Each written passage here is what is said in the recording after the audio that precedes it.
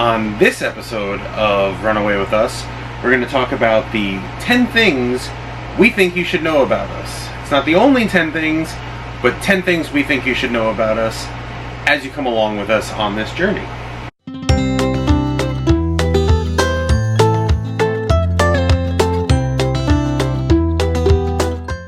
And who should go first? I think you should go first. Okay. We wrote them down, and I'm going to have to use cheat sheets even though it's about me and her. It's best. I'm from New Jersey. I moved out west to Arizona when I was 18 years old to go to Northern Arizona University in Flagstaff, Arizona. Go Lumberjacks. Jimmy is very eager to get up here, so hold on a second. No, hold on. Come on. Come here, Betty. Oh. He's not a big fan of being left out. I met Anne. I think that might be a number. One of the other numbers. So. I think that's another number. So I'll hold there. I came to Northern Arizona University from a small town on the East Coast, just outside Manhattan. And in fact, I think I'm going to start this all over again. But you're doing well. Then we'll leave it. All right. So how about you, Anne? My turn. All right. So yeah, I grew up in a military family. We traveled about every 4 years or so, and some of the significant places that I lived was in Hawaii. My dad had his whole career, he had 3 tours in Hawaii, lucky him. 2 of those I was there, in elementary school and high school. And one of the other places I lived was in South Korea. I went to high school in Seoul, Korea, so I took a bus about an hour each way every day to go to school. So we went from an Air Force base where we lived to an Army post where we went to school. And this was in junior high. So, which is quite different from me, being that I grew up with all the same kids, pretty much from kindergarten through senior year of high school. And you got to see all new kids all different years. I lived a mile and a half from my high school walking. So a little bit different. So you got to meet new kids and experience new cultures, where I pretty much got to build the relationships of friends and high schoolers. But it worked out for both of us because we both have lifelong friends from high school still that we talk to. That is very true. So that was my life, and then that brought me to Arizona, where my dad retired, and I think that's one of the next numbers on our list. We'll wait on that one. Number 3 is about Jimi Hendrix, and we'll talk for him. He is a small Shih Tzu. He is currently just about 2.5 years old as we film this. He will top out at 8 pounds on a good week. He is a free eater, so he gets to just graze when he's hungry. The bowl's always out, and he takes sometimes 20 pieces of food, sometimes 2, as well as his water bottle. He's able to drink from his water bottle whenever he wants. What color is Jimmy? Because that's what a lot of people ask about Jimi Hendrix, is what color is he? He is considered a brindle color. We will show pictures on this video. What's that?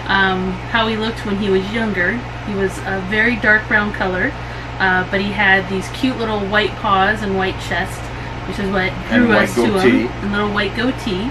And now he's a very light brown color. He's got kind of these copper ears that you can see throughout the videos, but he still has the white paws and the white chest. He's just a great color. Everybody thinks he looks fantastic, and they always love his name when we meet new people. And people ask how he got his name, and that's not one of the numbers, but we are both fans of music, especially guitar. So he had an older brother named Clapton, and this is Jimi Hendrix. Number 4, neither one of us grew up in a camping household. This is very true. But we love the idea of traveling to different cities and seeing different friends and family. And even some friends that we haven't even met yet. We've been meeting people at the campsites, which has been fantastic. It's a really open community, so if you're worried about doing this lifestyle, about, oh, I'm going to be on my own, you'll meet people. As long as you're willing to say hello and ask questions, or just in general be kind, you'll meet people out here on the road. We haven't run into anyone a second time yet because we haven't been doing it that long, but we look forward to it, and I talk to our neighbors about where they're planning to be, and maybe we'll see them again. So if you see us out, please, by all means, wave us down, because I love talking to everybody, strangers, friends, whatever. And it's a great community. As people know that are already RVing out there that could be watching this, it's a great community. Everyone looks out for each other. It doesn't matter the campsite. It could be a low-end campsite. It could be a higher-end campsite. Everyone seems to look out for each other. So we always were kind of worried to set out our bicycles or our griddle or As I said, I grew up outside New York, so I'm not used to leaving doors open or things unlocked. But slowly but surely, I'm realizing that people aren't looking to steal your stuff at a campground. Most people are just looking to be neighborly and friendly, and they move on. They leave stuff out too, so everyone's trusting in everyone else. That's right. Number 5, we'll let Anne talk about that. That talks about how we both got to Arizona. Yeah, so this was back, like I said, my dad retired from the Air Force, but it was my senior year of high school.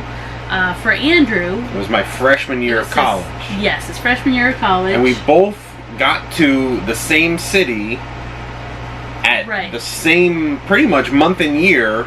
Correct. Just different paths. I was up in Flagstaff, again, at Northern Arizona University, while you were finishing up high school in Phoenix. Yes. Peoria, actually. So we finally met my senior year, my last semester, the beginning of the semester. It was one of those things where we met, it just clicked, and we've been together ever since. Fell in love.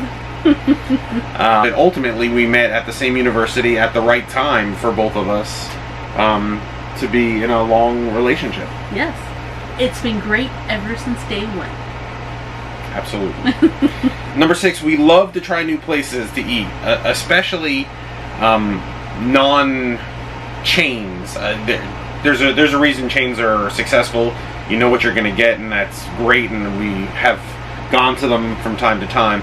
But when we go to a city, especially for the first time where we may not be back, we like to experience different small restaurants or local favorites, and we like the challenge and the experience of finding something different. Even if it's trying a type of food we're not so sure, we are usually surprised at how much, not so much anymore because we've been doing it for even before living in an RV, about different foods and cuisines and how much we like it.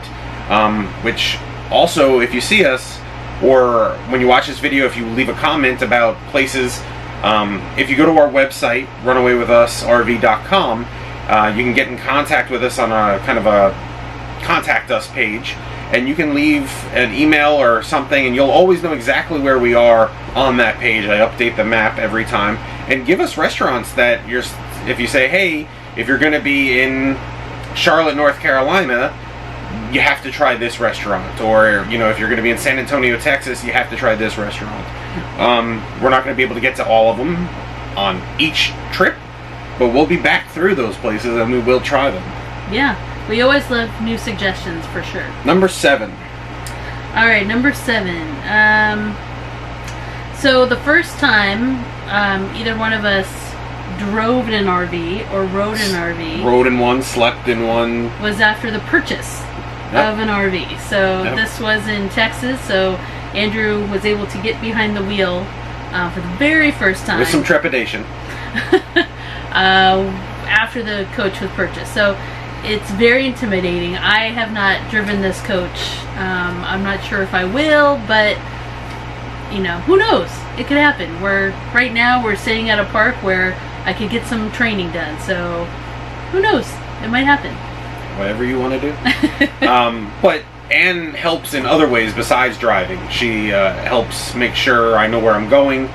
We do have, thanks to changing lanes, we have the Rand McNally overdrive. We had watched a video of theirs. and we were sold right away from it. We also use RV Trip Wizard, which they talked about, neither of which have we gotten anything for. We went out and purchased them ourselves.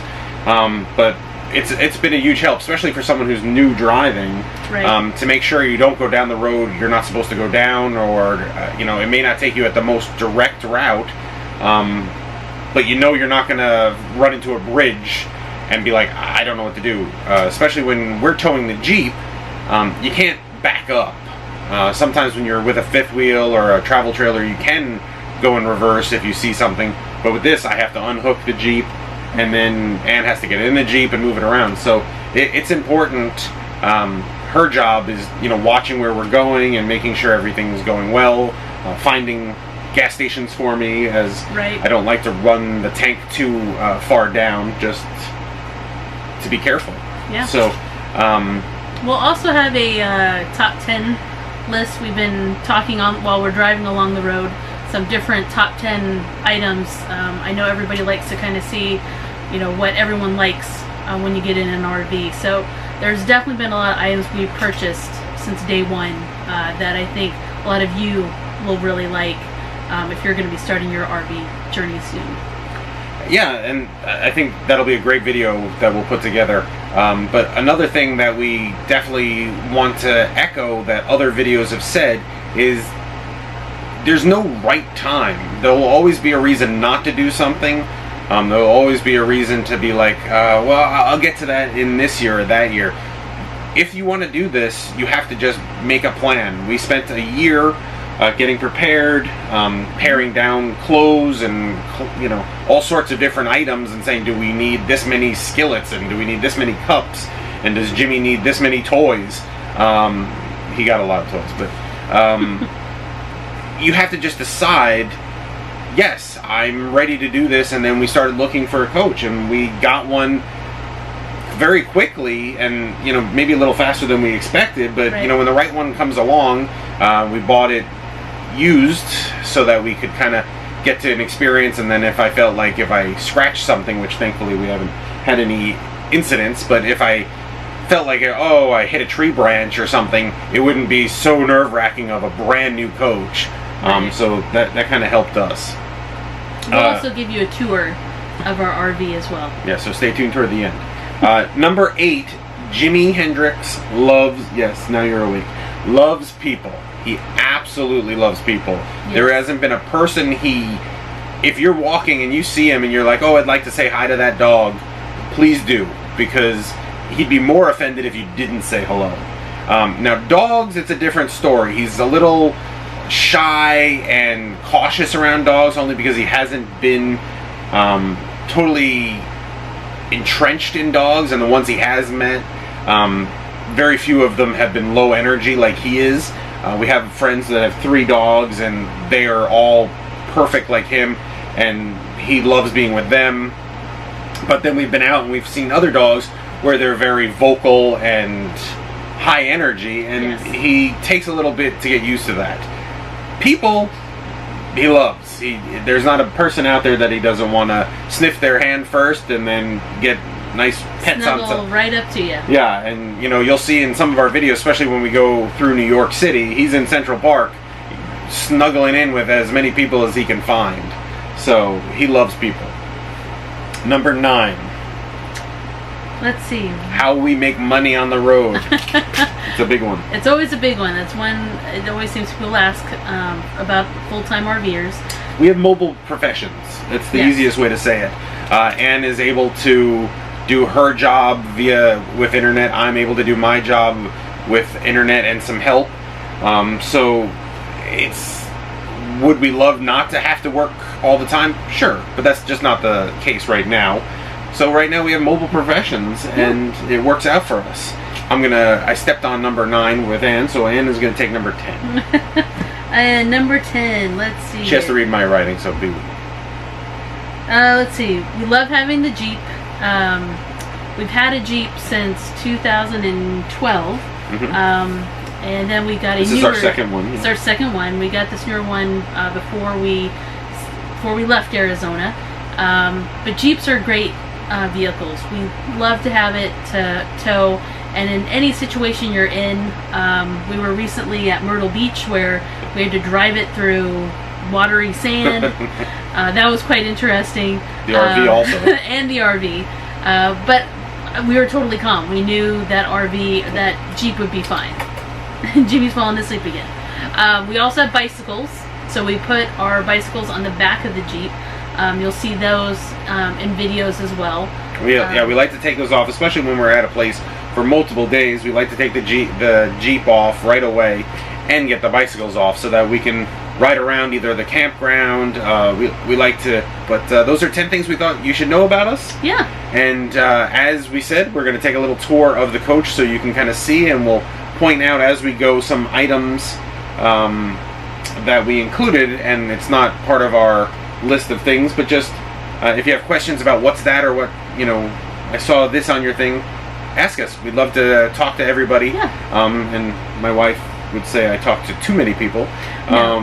But it's great. He talks for both of us. Yeah, so if we're out and Ann doesn't talk, don't take offense to it. It's because I'm taking up all the oxygen. But thank you so much for watching, and we're going to do a quick tour of the coach. Perfect. And Jimmy sounds about right. All right, thank you so much, and we'll see you on the next episode. All right. You gonna join me, sweetie? Cutting all this out. Or it'll go in the bloopers. Maybe. Okay.